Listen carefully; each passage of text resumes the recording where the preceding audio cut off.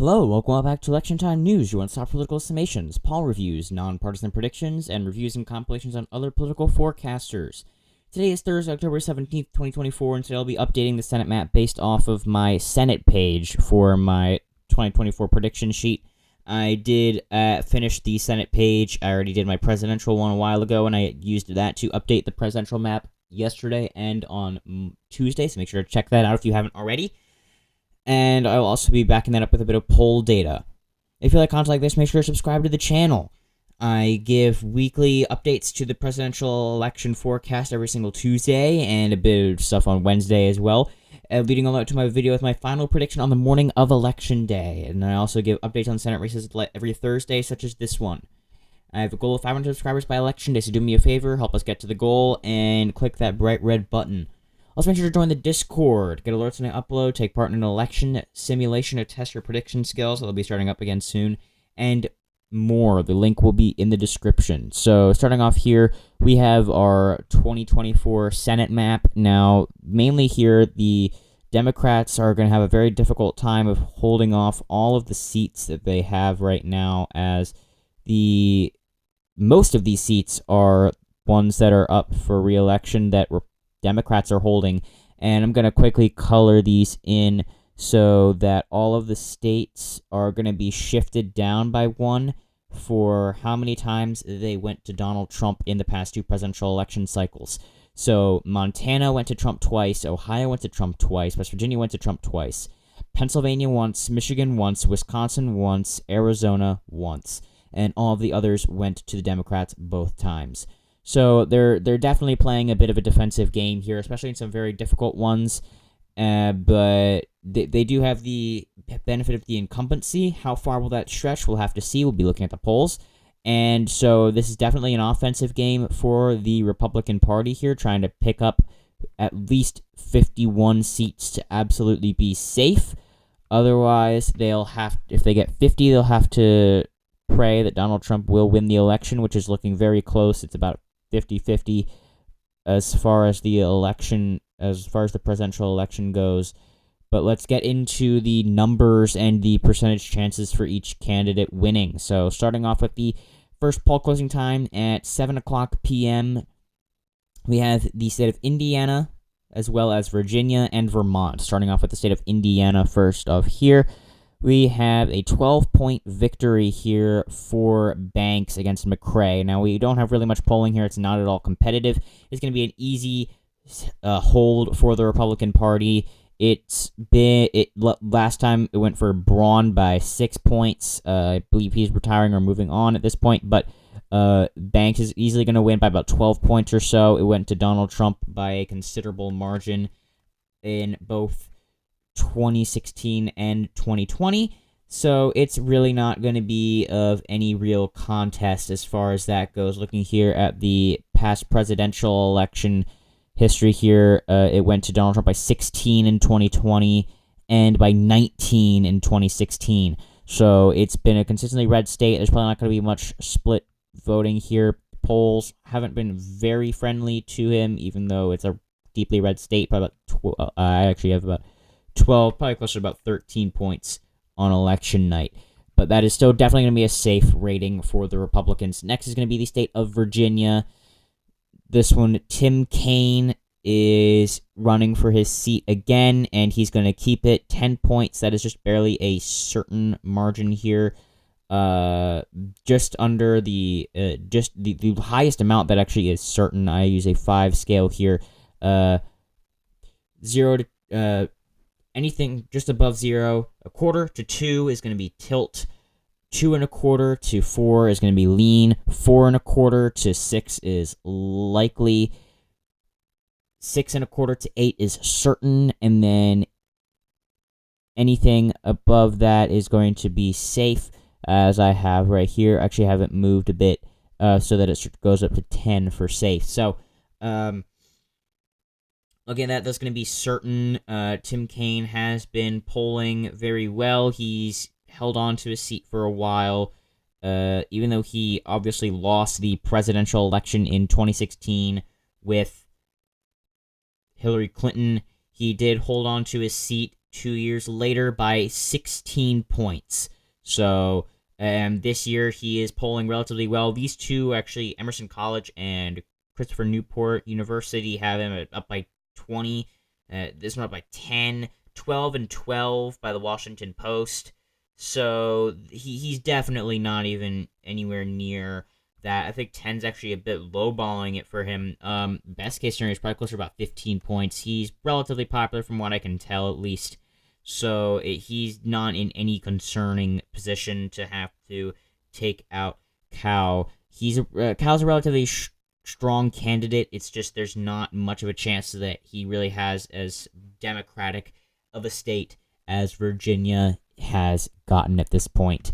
So that's going to be a secured seat for the Democrats they absolutely need, as at the beginning of the night they needed at least 22 seats to hold on to the Senate.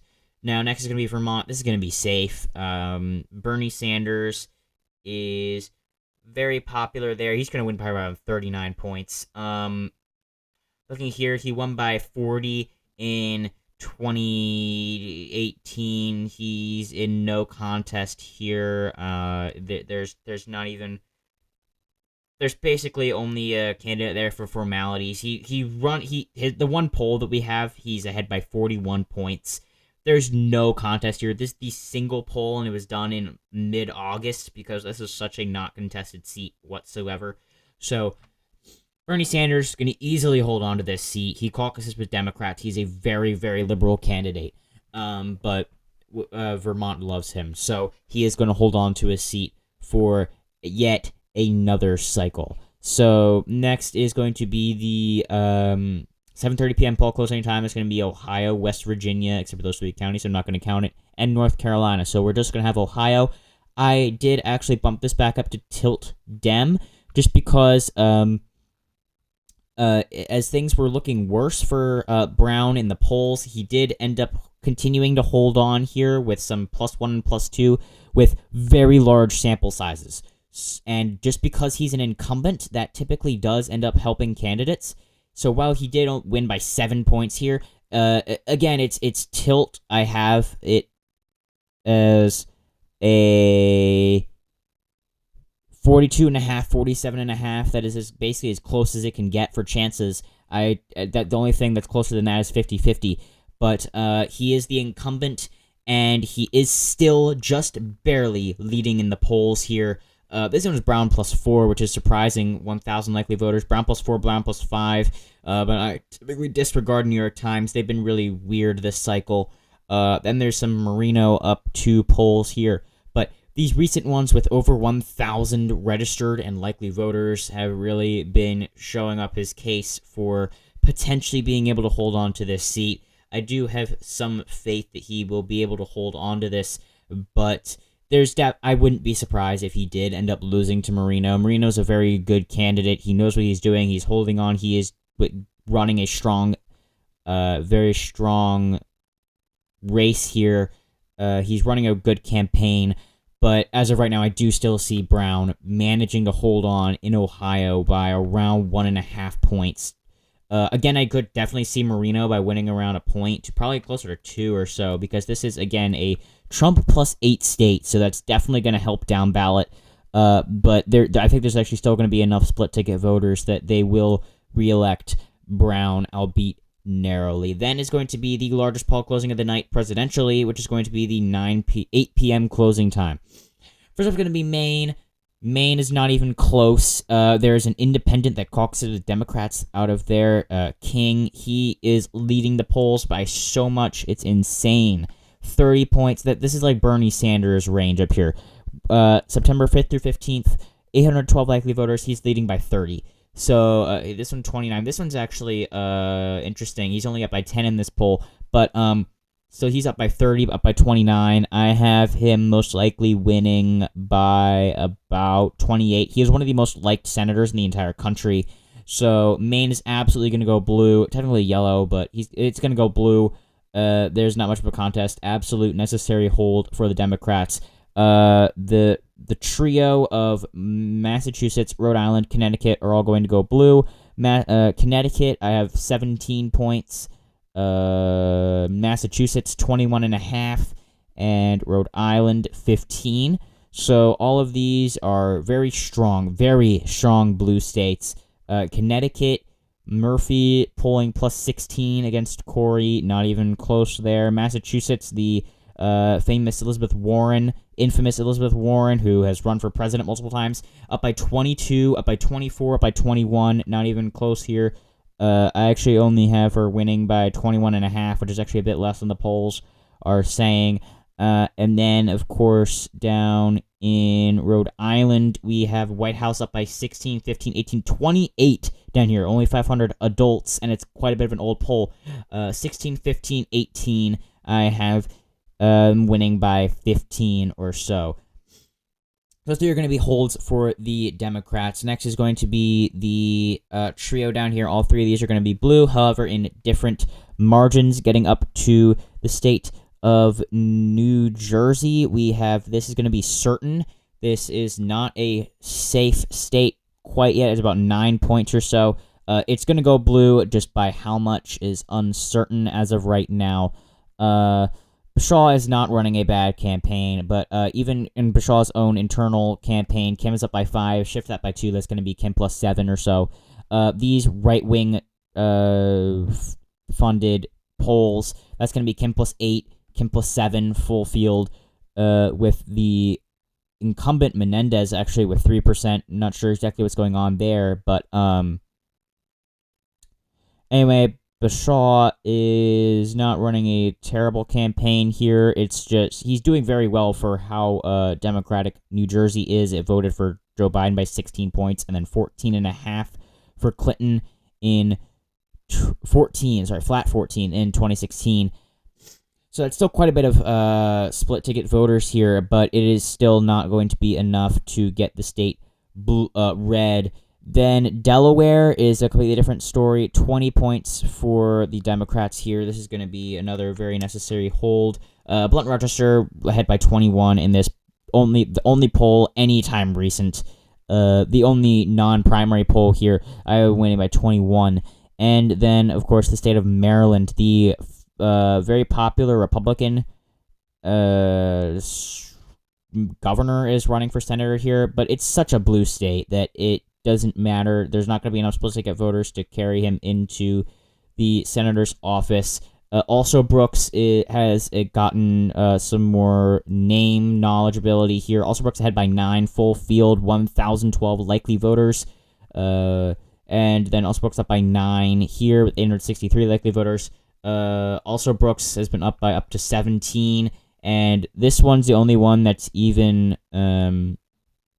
That's the only one that's even, and I'm pretty sure that they're actually, I think they did some insider polls at some point. I don't remember who.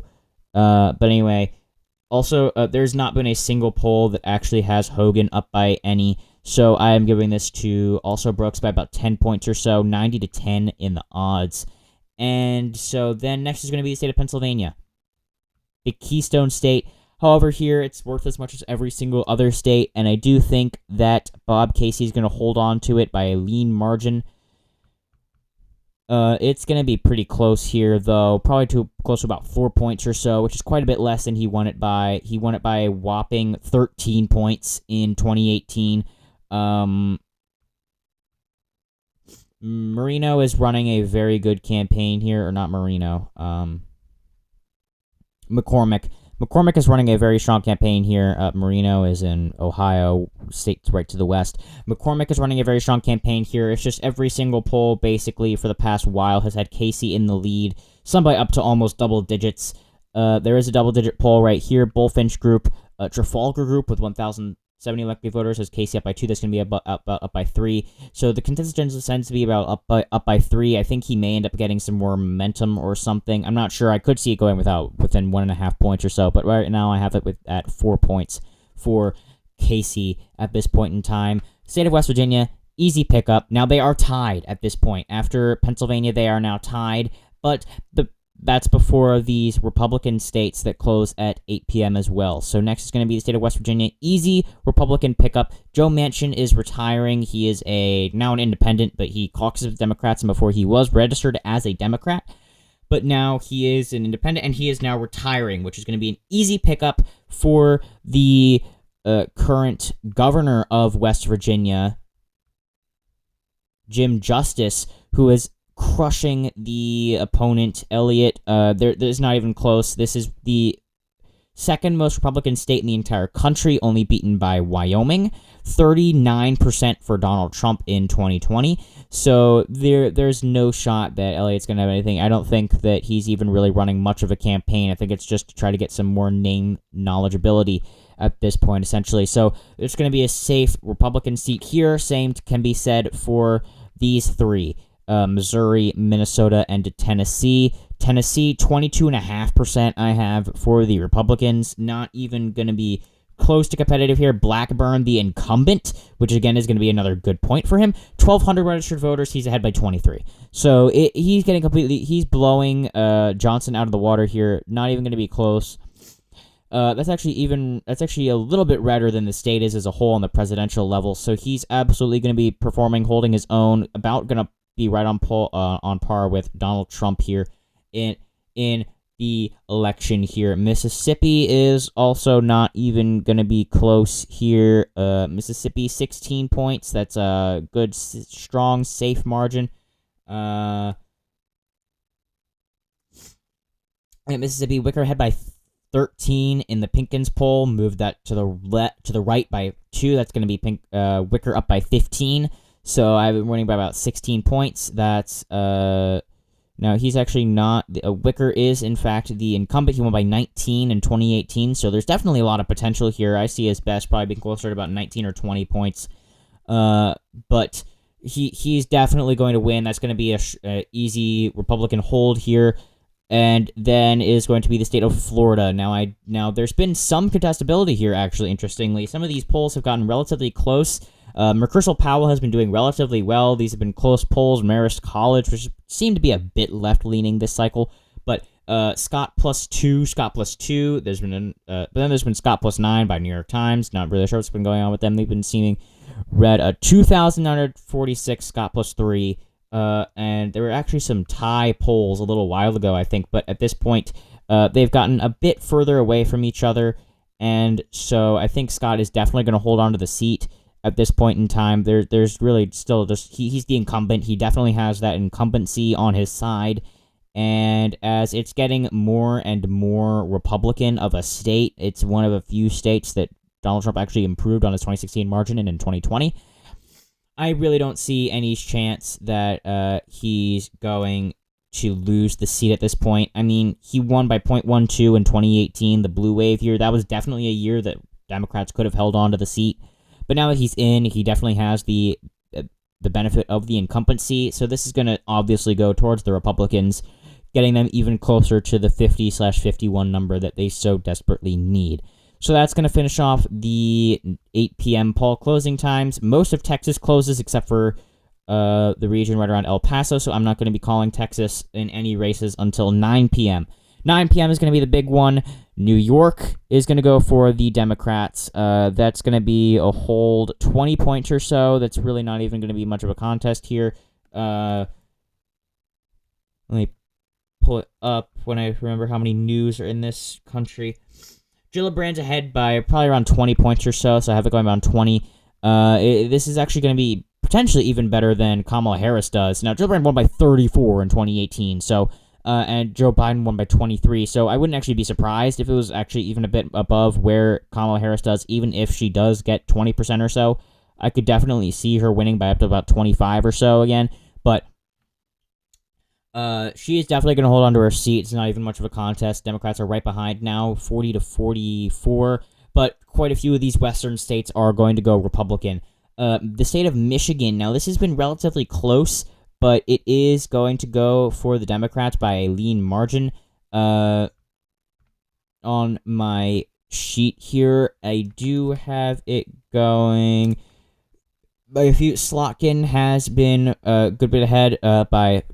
there's this poll here, SoCal Strategies by right-wing fellow predictors, On Point Politics and Radical Politics, up by 3, shift it to the left by 1, that's going to be Slotkin plus 4, 5 here, 1, 5, 3, 4 on this one, so I have her winning by about 3.5 points, which is going to be a lean margin, 67.5 to 32.5% for the chances here. And she is not the incumbent. She does not have that, as Stabenow is the incumbent, but they are retiring at this point. So that leaves an open seat, but it is generally still a Democratic state, so it's going to be relatively easy for the Democrats to get onto it. Now, next is going to be the state of Wisconsin. This is going to be a huge one for the presidential race, but Senate-wise, it's not looking so good for the Republicans. It's going to be relatively easy for the Democrats to hold on to this seat. The relatively popular senator that is currently there, Tammy Baldwin, won by 11 points back in 2018, and she doesn't seem to be doing too poorly here. It's been tightening up a bit. There's been two Baldwin plus one polls. Sorry, this is a right-wing pollster, even though it's not listed that way. Emerson College, 1,000 elected voters, Baldwin up by 4. Here we have up by 5. 1,000, Baldwin up by 4. However, Quinnipiac is questionable in how accurate they are. Trafalgar Group, Baldwin up by 2. Shifted to the left by 1, up by 3. And then quite a few of these by Marquette University Law School, 6 and 7, which is actually on par with New York Times, which is interesting.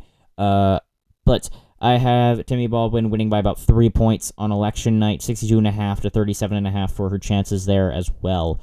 Next is going to be Amy Klobuchar in the state of Minnesota. Now, she's essentially an electoral giant here. 8.5 points. It's going to be a certain margin on the map here. I don't see her losing. She has not she's not won a single election with that's been, I believe, within even, 15 points. So that would be a ridiculously low margin for her.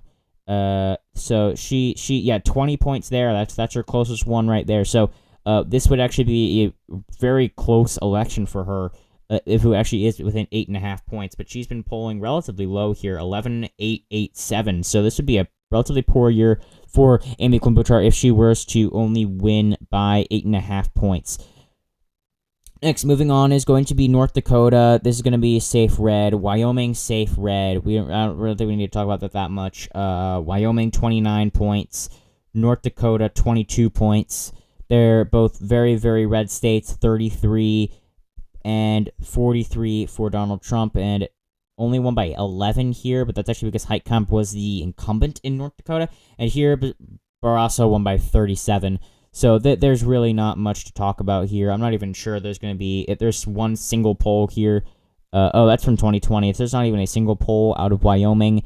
And in North Dakota, there's a few back and forth here, but 9 and 29, that's going to be about 19 points. So I have it about going 22 or so at this point in time. Next is going to be the special election in Nebraska. That is going to easily be Republican, 16.5 points, easily going to be safe there.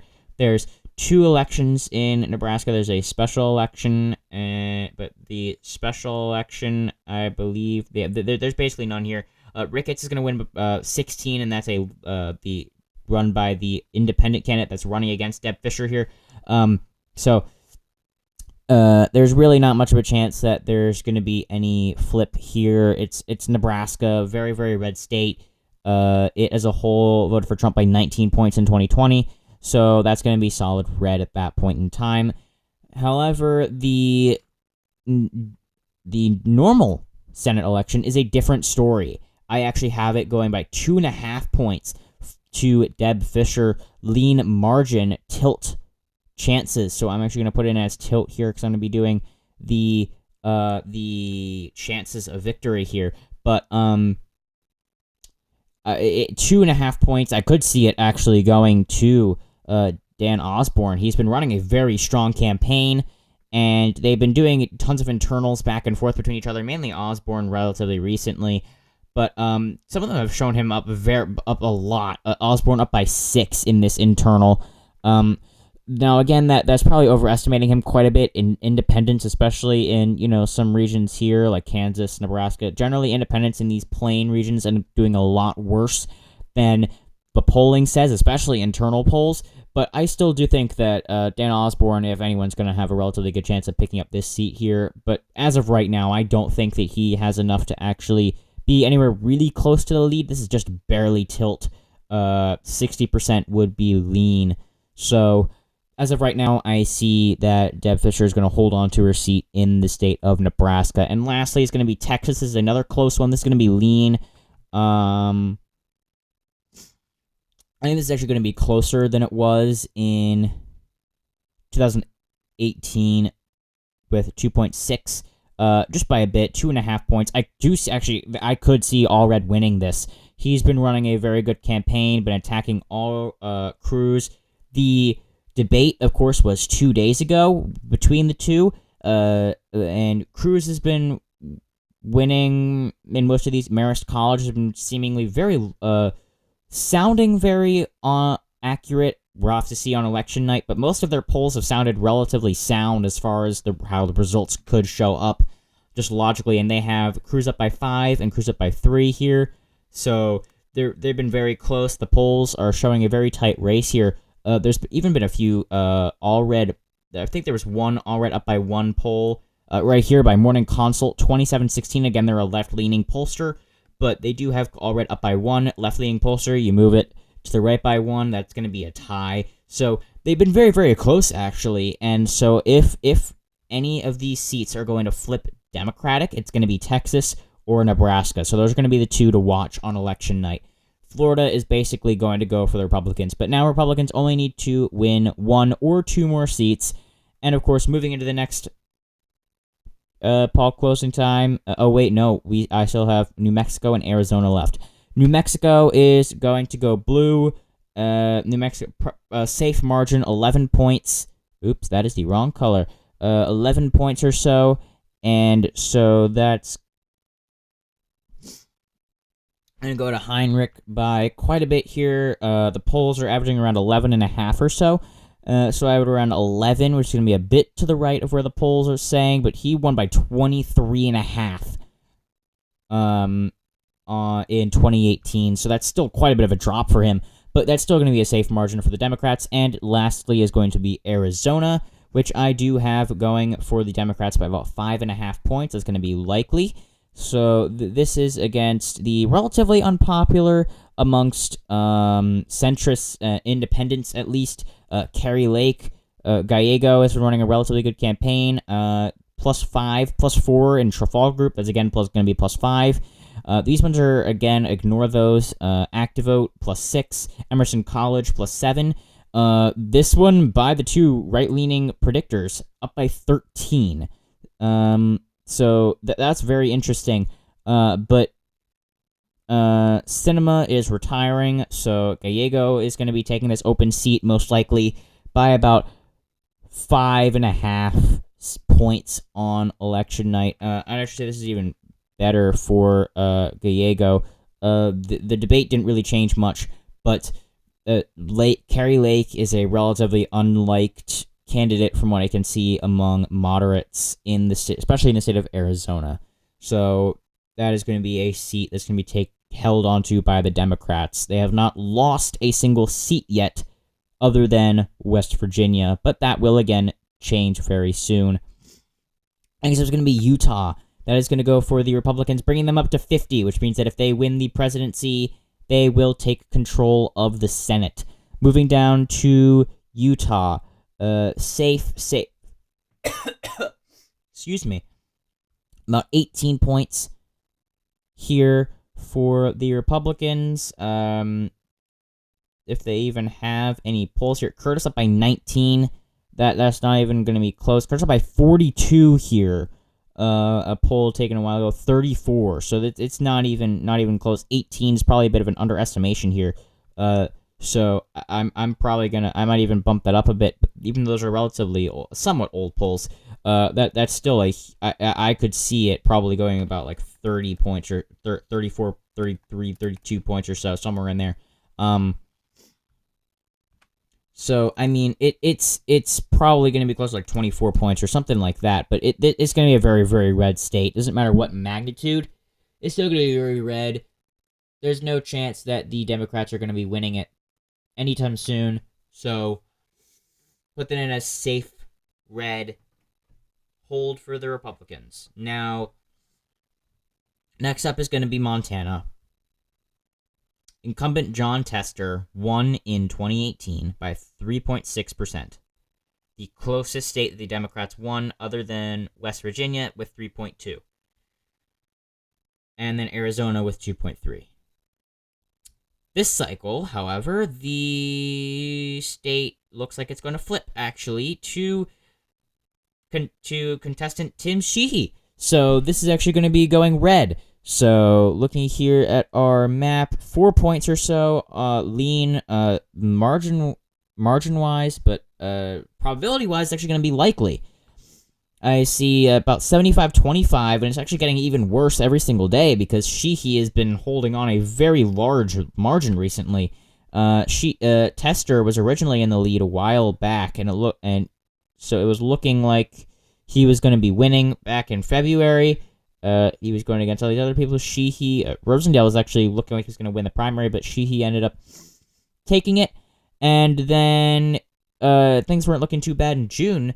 And then Tester had one poll in August, but then since then, Sheehy has been holding his own and has been consistently ahead by 6 to 7 points. I don't think it's actually going to be that big just because of the incumbency seat thing here, but probably about 4 points, so 5 points. I could see it going probably up to about 8.5 points on election night, depending on how red the state goes on the presidential level. But case in point, Tester is probably going to lose his seat here, meaning that Republicans will take control of the Senate whether they win the presidency or not, as I see things right now, with Tim Sheehy successfully unseating John Tester. Now, next is going to be the state of Nevada. Nevada is going to go 6 points, likely for margins, but lean for probability. I'm actually going to bump that up a little bit here, but still going to be lean for the Democrats. This has been a seat that's been slowly getting taken away from any chance of flipping. As of right now, Rosen has been consistently holding her own against Brown, a different Brown than Sherrod Brown in Ohio. Here, Rosen has been consistently polling around over 5 points in all but just a very few polls here. Only 2. This one, Rosen plus 2 from Atlas Intel. And this one, Rosen plus 4 from Trafalgar Group. So if you shift it to the left by 1, that's Rosen plus 5. So looking here, Nevada is basically gone for the Republicans at this point in time. That's going to be another crucial hold. And as well as the last remaining 3. They're very Democratic states. There's very little chance that they're going to flip here. We have California, 24 points, and then Hawaii, 29, and Washington with 21. All of these are basically going to be strongholds here. 17 points, only 8.3, but that was a Democrat versus a Democrat, and 42 points. So all of these are essentially, not even close. Schiff is ahead by 24, 17, 20 or so. Here in Hawaii, there's actually no polls in Hawaii, so I just had to use my own guessing ability here. Washington can't up by 22, 23, 21. Right there, just based on that, that's an average of 22. So I have him most likely winning by 21 or so, which is a bit of an underperformance of the polls. But there's our final map. Republicans 51, Democrats 49. Most likely flips would probably actually be Nebraska's contest to Dan Osborn, and then is going to be Ohio's election to Marino, and then is going to be Texas to Colin Allred. Thank you all so much for watching again. Make sure to mark your calendars for my presidential election night, and Senate, of course, and House. Just my general November election live stream starting at November 5th at 5:30 p.m. Eastern Time, going until 1:30 a.m. or later, potentially, seeing how things go. So make sure to mark your calendars for that. Subscribe so you don't miss that. And thank you all so much for watching, and have a fabulous rest of your day.